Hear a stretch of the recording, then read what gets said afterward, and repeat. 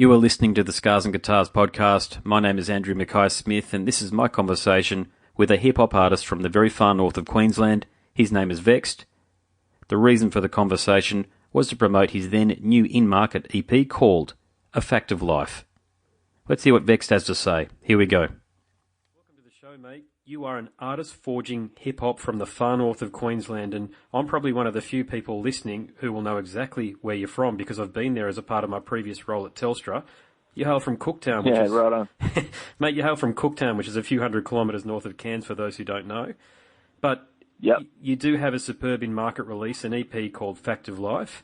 I especially enjoy the cut Forge Your Resume, but the EP is far more than just that excellent single track. What inspired you to create A Fact of Life? Probably just a lot of personal experiences and, just my love for music in general, you know, just every time I got a spare minute, I find myself just writing down on a pad. So, yeah, that was it. Just my love for it. No, I believe you relocated to Cairns, so correct me if I'm wrong, but if you have, it makes a lot of sense. So, because that brings you closer to a community of musicians and artists. So, because I've spent so much time in Cairns myself, do you spend much time in Edge Hill cafes and some of the nice art galleries there formulating ideas with collaborators? And can you describe the hip-hop and urban music scene in Cairns? I'm starting to spend a bit more time with other musicians and sort of trying to branch out just to get that, just that extra creativity going on. So, yeah. I'm starting to work with a band when I do live gigs. I'm actually at a gig right now. We call ourselves World Gone Mad. So we're just basically taking my old songs that I've done and flipping it with like live instruments and stuff like that as well. So it just adds a whole lot more energy to it. And yeah, there is a really strong music culture going about Cairns. It always has been. And yeah, it's just awesome to see it keep thriving after generation after generation. So I'm happy I can contribute to that in my own way. Yeah, of course, mate. Now, I do get a lot of people listening to the podcast from overseas. Okay, so they're going to be quite interested in talking to somebody who comes from what we'd probably describe as the textbook version of Australia, because I think in your bio it talks about Cooktown and indeed Cairns being the picturesque equivalent of what many people anticipate Australia will look like. But, mate, on that point, has the environment influenced any of your lyrics and your lyrical flow? 100%, because it was how I grew up. So, and I sort of incorporate a lot of my personal experiences into my music. So, yeah, definitely the environment around me has a major part in the music that I write. So you talked a bit earlier about live performance. You've got a band around you now. When you were writing the tracks, did you have a band in mind? No, I certainly didn't. It was sort of something I just decided to try and branch out and do just to add some extra energy to my live performances. Because I was just, didn't have a DJ at the time, so I tried to branch out and, find, because there was a lot of people that could play instruments getting around Cairns, and then it turns out I got a DJ as well, so now we've got the whole package, and yeah, we rock out when we do it. So do you get an opportunity to perform in some of the tourist pubs up there? I think it's Irish Murphy's or O'Malley's, for example. I haven't performed at those ones, but we're doing all the gigs we can get around local bars in Cairns. Can you name some of the bands? Because to be honest with you, I'm curious because I spent so much time in Cairns with my job at Telstra, and I spent a lot of time. Some of the bars. Yeah, some of the bars and clubs that are actually allowing you to perform and the stages you're performing on. Personally, I've performed at venues all around Cairns. I've been doing it for a long time, but with the band, we're sort of always doing gigs at this bar called Alexa Tapas Bar. Mm-hmm. And they're just the main music hub in Cairns at the moment, trying to just push live original music. So that's really cool that they're doing that. And yeah, there's another place around, I think it was the Great Northern Hotel. They like to put us on here and there. Yeah, cool. So that was cool. Yep. Do you enjoy the live performance aspect of it? Is that something that really allows you to showcase what you're putting on a record?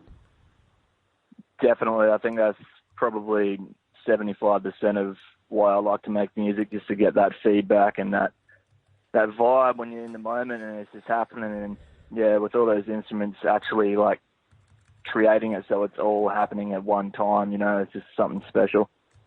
Yeah, cool. Your lyrical subject matter.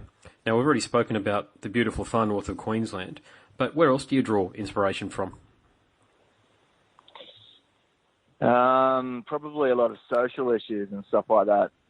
I'm starting to sort of branch out and go a bit more that way as I get older. I think my music's starting to mature a bit. So, yeah, sort of things like that I feel like, subjects that kind of need to be spoken on. I know everything's been done before, but I like to just grab a subject and put my own twist on it and just say what I've got to say about it. And, yeah, if people like it, then that's awesome. Iggy Azalea and some other white hip-hop artists in the States have copped a fair bit of ribbing or a bit of slack from elements in the media and online about appropriating North American black culture. Aussie hip-hop, on the other hand, has evolved with its own flair and flavour, and it is uniquely and identifiably Australian. Do you feel, or have you ever felt an obligation to lean into some of the more prominent subject matters that hip-hop addresses, such as discrimination and activism? Yeah, definitely. That's sort of... lately that's the sort of stuff that's actually inspiring me to write. Like, I know there's a lot of things about equality happening at the moment, and everywhere I go, I hear people debating about it, and I find myself writing songs about things that I hear people constantly debating about. Mm-hmm. And not necessarily always just from my own views, but lately I've been writing songs where it sort of comes from like everybody's perspectives around me, and I'm trying to construct that in a way that, can sort of like do that exactly, like reflect the views of other people rather than just myself. Mm-hmm. And then at the end, I sort of put a twist on it to sort of like make some sort of conclusion. I'm going to university at the moment and studying social work, and I'm learning how to write theses and stuff like that. Mm-hmm. So lately I've just been finding all the songs I write, I'm sort of writing like a thesis, like it's got all the like the introduction, and then the verses are like the body paragraphs and stuff like that. And cool. I make sure they're all staying on point and reflecting back to what the actual subject is about. So yeah, I think that's, as far as evolving as an artist or a rapper, I think that's the most important thing. It's not about how much you can rhyme and how technical you can be with all the syllables and stuff. I think it's more about learning about saying something that's actually important and going to be timeless, Look, I will ask you this question because you are an informed bloke at the end of the day, and you know a lot more about hip-hop and rap than what I ever will. Q-Tip famously tweeted a very long message to Iggy Azalea extolling to her, asking her to recognise the history of hip-hop. What do you think about some of the vanguard of hip-hop reaching out to some of the newer people, particularly because some of the newer people coming up these days are white? And I know Eminem's been around for a long time, but a Q-Tip, is it appropriate for them to be reaching out to people and saying, hang on a sec, there is a message here, we want you to adopt some of this message here? Or, as I've already alluded to, I think Aussie hip-hop, we've got our own social issues here, and a lot of the Aussie hip-hop bands, we're not talking about North American issues, we're talking about Australian issues. Yeah, 100%. I totally support that sort of thing. Like, people like Iggy Azalea definitely have to be, educated, because they're just coming up out of nowhere and just talking absolute shit and sort of making hip-hop look fucking terrible. Excuse my language. So the fact that a legend like Q-Tip would actually reach out and tell her to pull her head in, so to speak, that's awesome. So, mate, what inspired you to create hip-hop as opposed to doing what so many other kids did back in the day, myself included, which is pick up a guitar or a bass and focus on rock and metal? What drew you to hip-hop? I guess, I don't know, we were just living in Cooktown, there wasn't a lot happening, and yeah, we started hearing like all the greats, my first artist that I really clicked with was Tupac, and then obviously like Eminem, Dr. Dre, all those sort of people, and we clicked and just started rapping at house parties, and I guess it's just, the same old story from what most rappers my age sort of come up doing. Let's talk a little bit about Cooktown, because as I say, most people won't know where it is, and especially most of the people listening will be from overseas. In your own words, how would you describe Cooktown? It's a very small community, and yeah, there wasn't a lot of opportunities in one sense, but in another sense, there was a lot of opportunities that other people didn't get to have as a kid growing up. There was a lot of freedom, and you could just sort of branch out, go to the creeks, go to the beach, and everything was sort of in walking distance. So that alone, you just grab a crew together, and yeah, you didn't have parents constantly watching over you, so you had to learn a lot yourself. It was awesome. Yeah, look, as I say, I've spent time there and in Rossville. Yeah, I do encourage anybody who's listening, if you get up to Cairns, to discover the Daintree and towns like Rossville and Cooktown and the like, because in a lot of ways they are real Australia, really, aren't they? Yeah. No, Rossville was excellent. That was the place I always used to go to and do the swimming thing when it was flooding and stuff like that. So yeah, for sure. Mate, let's talk about the challenges in promoting your excellent music, particularly, I know you've probably done other things, but I've been given your EP by the gent who's put me in contact with you. Sorry, I've forgotten his name. I'll put it in after the fact. But what are the challenges in promoting your excellent music? Because look, I was making dinner before. I've got two young girls, 2.5 and 4 age, and we're putting it on. They're grooving to it. I'm grooving to it. And I'm not a bloke who typically listens to hip hop, but I did enjoy your music. I do enjoy your music, I should say. How do you cut through the noise online and promote yourself as an artist? At the moment, I'm still trying to learn that. To be honest, that's kind of my biggest thing. I really suck at marketing myself, but I'm just doing like everybody else is. I'm trying to get a online following and doing all I can to push that. And yeah, like I don't have a manager or a record label or anything like that backing me at the moment. So I don't know, you got any ideas how I can push myself? I'm all ears. Yeah, no, look, it's something. Everything I can. Look, I'm from the Sunshine Coast, and I think a lot about it because I'm in touch with a lot of musicians that are actually trying to do it and have a really good quality music to share with people, as you do too, mate. I've got to tell you that. How you cut through all the bullshit. Totally different genre, but I was talking to Chris Broderick, who was in Megadeth and who's now got his own band called Act of Defiance. Now, they've got an excellent in-market release at the moment, and they've only got 25,000 Facebook followers, which in the US sense, that equates to about 250 in Australia. So, mate, I've got about 100 Facebook followers myself, but I get a lot more engagement by people just listening to the podcast and also in the radio show that I've got.